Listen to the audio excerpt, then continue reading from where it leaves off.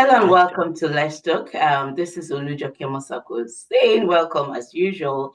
And you know what the program is? It's Let's Talk on DNC work. I know you're always looking forward to another wonderful time with us. So this is me saying welcome to this week's edition of Let's Talk. And please make sure you stay with us till the end of the program. And in case you miss it, you can always go back to it. So, and as usual, I would like to remind you to please subscribe to our YouTube channel. Follow us on all of our social media platforms. And until then, enjoy this ride with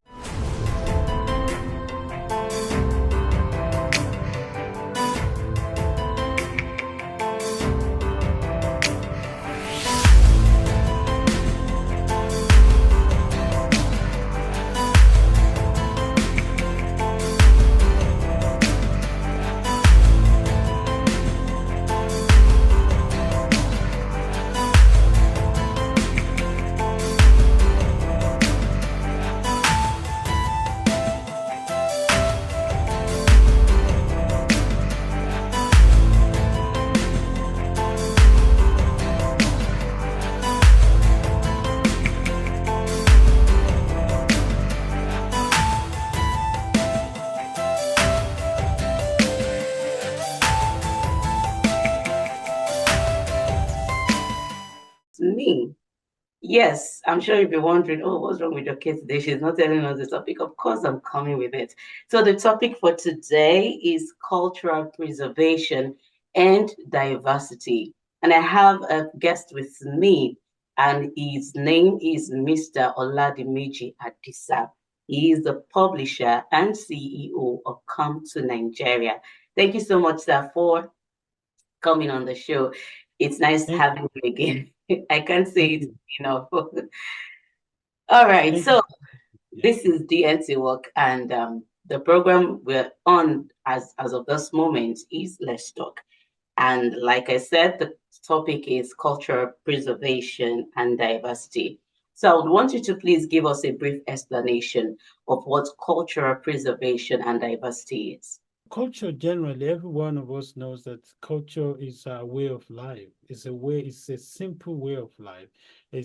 Culture embraces everything about us as human beings, or as an ethnic group, or as let me say, someone who actually believe vividly, wholeheartedly, that they come from a particular area, either someone either we're in the West or we're actually in our continent of Africa. So everything depends on the way the person who is talking about, who is viewing it, or who is looking at it, the way they think culture is. But culture is culture.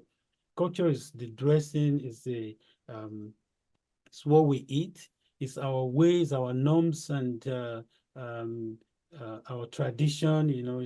So culture is what we put on, and how we relate to each other.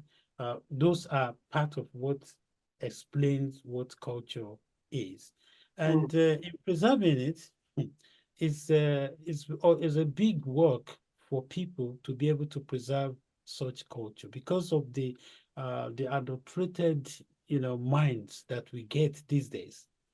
And in today's world, we have quite a lot of things that cut across the way people behave.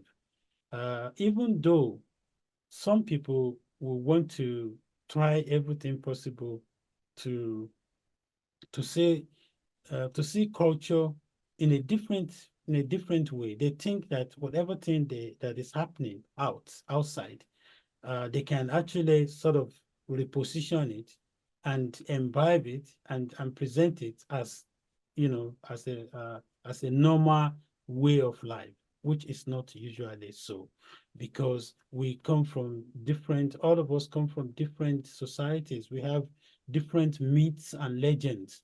We have the English people have their own myths. The Greek, they have myths. In Africa, we have so many myths.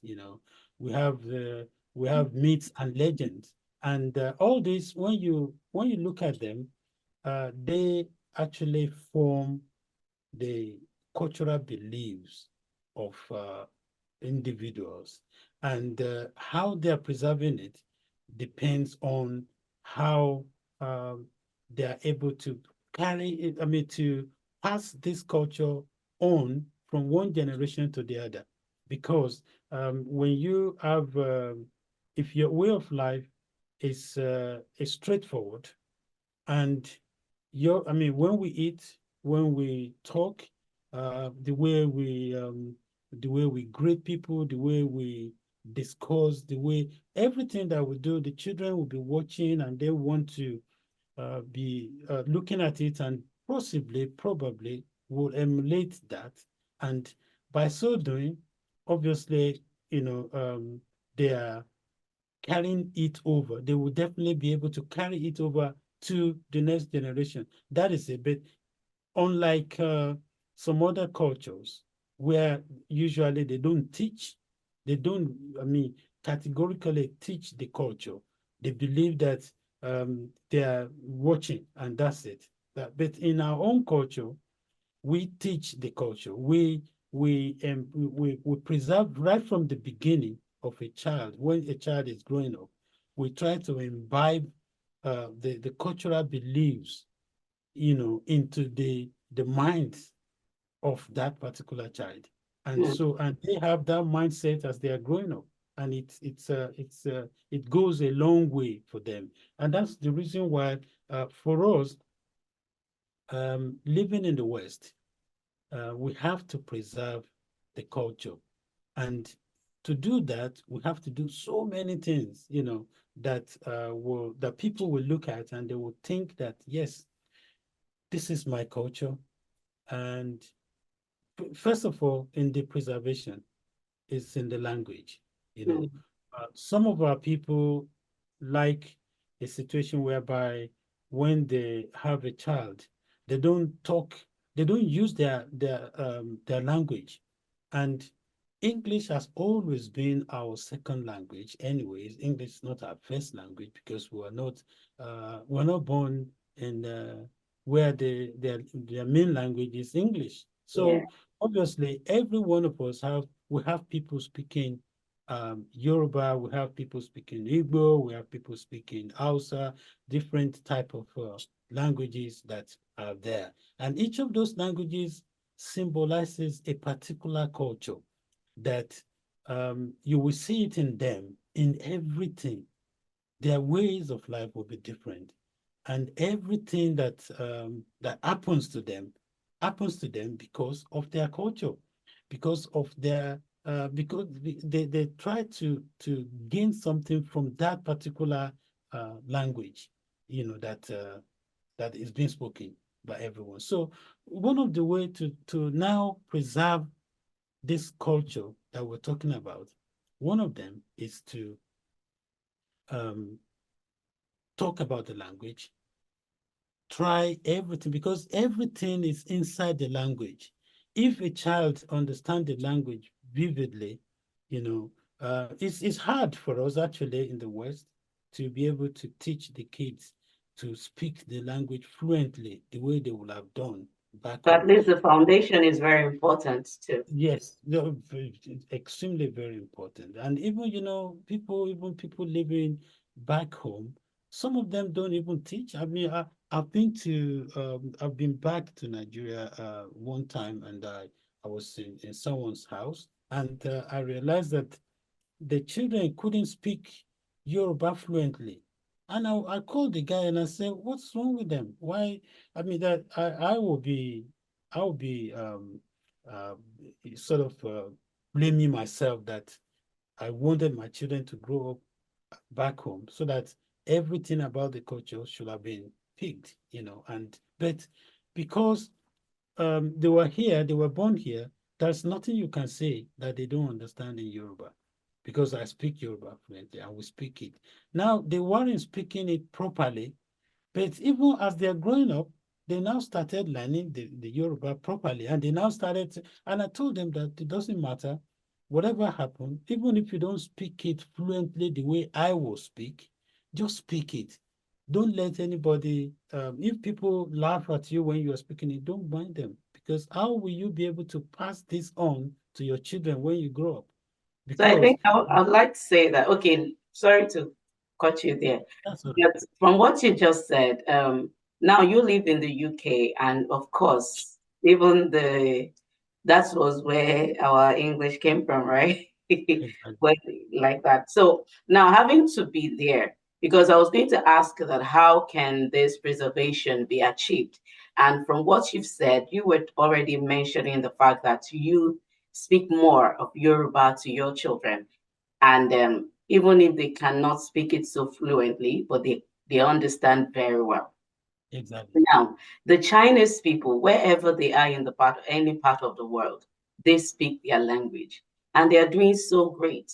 Even in That's America, mm, all the languages are in America. If you any translation, especially Spanish, when you get to anywhere, they write English, they write Spanish.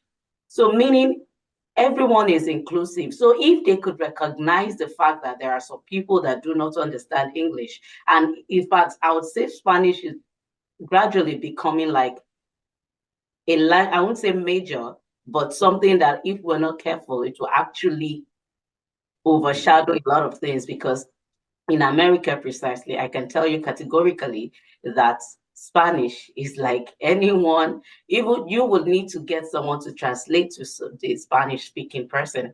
So if other cultures are actually upholding their language, now we say Nigeria and all of that. So we know we have that issue. Maybe it's identity issue or low self-esteem. I don't know.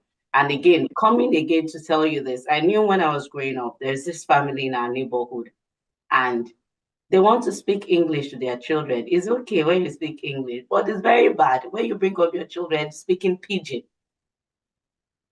speaking pidgin as a mode of, you don't want to know. So it's either you do it right or you do it the other way, and let us go with it because I still understand that no matter what, as a child, you go to school. It's something you hear in school. So why not do the needful in the house? Because even here, if you any child who goes to school, you will still hear that's what you will hear. 99.9% is what you will hear all around you. So why not uphold that which belongs to us to be able to preserve it? So now asking further, what are the other ways apart from what you have done or what you're still doing that we can preserve and uphold our culture even in diversity? Okay, yeah, sure. Apart from that, yeah, I will still use, in-house examples first before I elaborate it further to other areas. But the second thing that uh, you know important for people to emulate and use is in our dressing. So, if in our dressing, if we have, we know that our culture, we have traditional uh, dresses that can be made by, go anywhere. Um, I remember I used to know a lady that worked with she worked in London. I think she worked around the cabinet office in London, uh, I mean, around 10 Downing Street area. So I think probably that's where she works. So she called me from the Come to Nigeria website, through Come to Nigeria website. And she said she wanted to travel to Nigeria. And she didn't know how can she, that people were advising her not to go, that she will be kidnapped, she will be done, she will be things like this will happen to her. And I called her and I said, how can you be listening to someone like that? She says she hasn't been that her dad passed away. She hasn't been to Nigeria at all, and she wants to go. And I said to her that okay, this is what you should do. Go to Nigeria.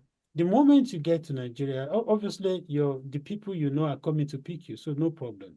And they were actually going to Ondo State anyway. They weren't even going to stay in Lagos. So, and I said, immediately you get to Nigeria, go straight to the market, go with somebody, go to the market, buy so many